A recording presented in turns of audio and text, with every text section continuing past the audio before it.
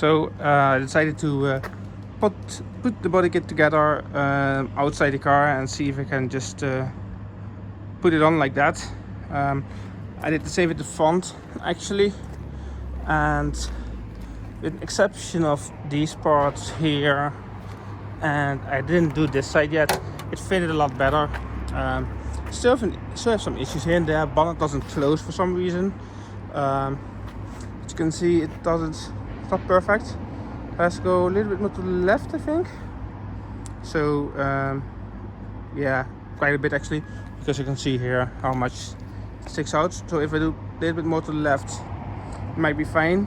And I'm going to try the rest on the back, same as well, on this side as well. So I took the plastic out and just go to try and see if I put it on like this, if that works. So trying to get the vent on, just have help here because, well, my cuts were absolutely horrible, so I won't be touching my bonnet anymore, but we're getting there.